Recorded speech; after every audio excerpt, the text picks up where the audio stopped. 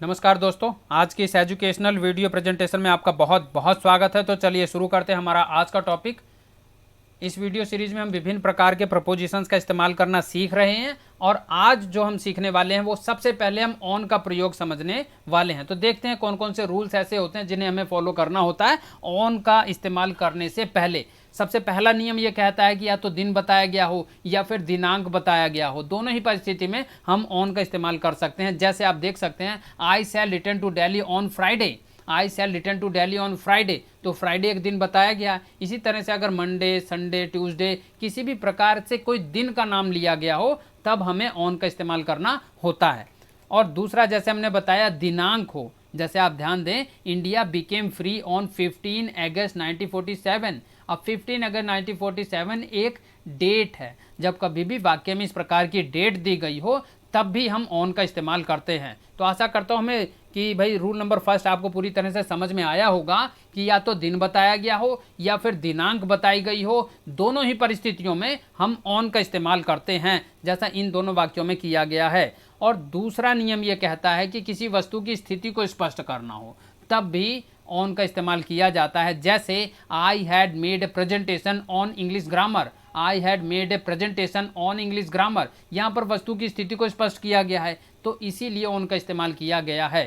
तो आशा करता हूँ ये दोनों ही नियम आपको समझ में आए होंगे। बहुत ही सरल हैं। या तो भाई हमें कोई दिन बताया गया हो या फिर हमें कोई दिनांक बताई गई हो या फिर किसी वस्तु की स्थिति को स्पष्ट करने का भाव वाक्य के अंदर आया हो, इन परिस्थितियों में ऑन का इस्तेमाल हम लोग करते हैं। इसके साथ साथ ऊपर से नीचे वाली वस्तु को छूने की अवस्था यदि वाक्य में आती है तब भी हम ऑन का इस्तेमाल करते हैं। जैसे आप ध्यान से देखें, he sleeps on the roof, he sleeps on the roof, या फिर हमने बोल दिया the book is lying on the table, the book is lying on the table. तो जैसा हमने बता दिया, ऊपर से नीचे वाली वस्तु को टच करने की अवस्था है, छूने की अवस्था है, तब भी ऑन का इस्तेमाल किया जा सकता है। इसके साथ साथ आप और भी वाक्य बना सकते हैं, जैसे ऑन द टेबल की जगह on the way, on the foot, इस प्रकार के वाक्य भी बनाए जा सकते हैं। तो ऑन से संबंधित ये 3 बेसिक रूल्स हैं जिसके बारे में हमने आपको बताया। आशा करता हूँ ये तीनों ही रूल्स आपको समझ में आए होंगे। अब हम आ जाते हैं अपन के ऊपर। अपन के बारे में एक बेसिक रूल है जिसको मैं आपको जरूर बताना चाहता हूं। ऊपर परंतु गति की अवस्था में अपन का इस्तेमाल किया जाता है। यानी वाक्य में जब हम अपन का इस्तेमाल कर रहे हैं, अपन प्रपोजिशन को हम अप्लाई कर रहे हैं, उस स्थिति में हमें देखना है क्या गति की अवस्था है अथवा नहीं। अगर है तो हम अपन का इस्तेमाल कर सकते हैं। जैसे आप एग्जाम्पल को ध्यान से देखें, the tiger sprang upon the deer, the tiger sprang upon the deer. अब स्प्रैंग जिसका हिंदी में मतलब झपट्टा लगाना होता है, तो फिर आप ध्यान से देखें कि झपट्टा लगाना एक गति की अवस्था है। इसी प्रकार से the lion fail upon the lamp, fail यानी गिरना, ये भी गति की अवस्था है। तो जब कभी भी कोई गति की अवस्था वाला भाव आएगा तो हमें अपन का इस्तेमाल करना होता है। तो आशा करता हूं इसके बारे में, अपन के बारे में ये बेसिक नियम आप समझ गए होंगे। अब हम आ जाते हैं बाय का प्रयोग। बाय का इस्तेमाल बहुत जनरल है, बहुत ही कॉमन है, बहुत ज़्यादा किया जाता है। किसी व्यक्ति के द्वारा यदि कोई काम किया जा रहा है तब हम बाय का इस्तेमाल करते हैं। जैसे आप एग्जाम्पल में देखें, milk was sold by the milkman, milk was sold by the milkman, तो मिल्कमैन के द्वारा दूध बेचा जा रहा है। तो हमने वही बताया कि अगर किसी व्यक्ति के द्वारा कोई काम किया जा रहा है तो हमें बाय का इस्तेमाल करना होता है। इसके साथ साथ दूसरा नियम ये कहता है कि घड़ी में हुआ समय बताने के लिए, घड़ी में हुआ समय बताने के लिए भी हम बाय का इस्तेमाल करते हैं। जैसे जनरली आपने कई बार लोगों को सुना होगा कि भाई समय बता दो, और वो समय बताते हुए ये रिप्लाई करता है, it is 2 bye my watch, it is 2 bye my watch, it is 3 bye my watch, it is 4 bye my watch. तो आप समझेंगे 2 बजे, 3 बजे, 4 बजे, इस तरह से जब कभी भी समय बताया जाता है तब भी हम बाय का इस्तेमाल करते हैं।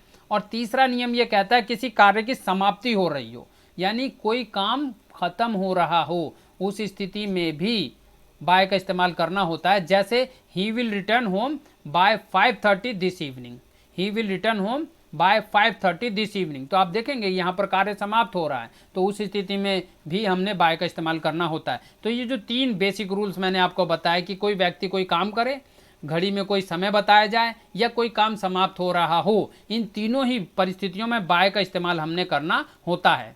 इसके साथ साथ रूल नंबर 4 ये कहता है कि एक्शन के रूप को प्रकट करने के लिए भी बाय का इस्तेमाल किया जाता है। जैसे Ravi caught Hari by the hand, Ravi caught Hari by the hand, कि भाई रवि ने हरी को हाथ से पकड़ लिया। तो आप ध्यान देंगे कि एक्शन का रूप क्या है। गर्दन से पकड़ लेना अलग भाव होता है, हाथ से पकड़ लेना अलग भाव होता है। तो इस प्रकार से अलग अलग प्रकार के एक्शन हुआ करते हैं और उनके रूप को और ज़्यादा जस्टिफाई करने के लिए, थोड़ा क्लियरेंस लाने के लिए वाक्य में बाय का इस्तेमाल किया जाता है। Cloth is sold by the metre, cloth is sold by the metre. तो यहाँ पर ध्यान देंगे कि कपड़ा बेचा जाता है मीटर में, दूध बेचा जाता है लीटर में। तो आप ध्यान देंगे कि जो स्थिति है उसको और ज़्यादा स्पष्ट करने के लिए, एक्शन के रूप को स्पष्ट करने के लिए भी बाय का इस्तेमाल किया जाता है। He paid the money by draft, he paid the money by draft, कि उसने ड्राफ्ट के माध्यम से पैसा दिया। तो यहाँ पर भी एक्शन का रूप और ज़्यादा स्पष्ट हुआ कि पैसा दिया, कैसे दिया जी, उसने ड्राफ्ट के माध्यम से दिया। तो जब कभी भी कोई एक्शन किया जा रहा है और उसकी स्थिति को और ज़्यादा स्पष्ट करना हो, तब भी हमें बाय का इस्तेमाल करना होता है।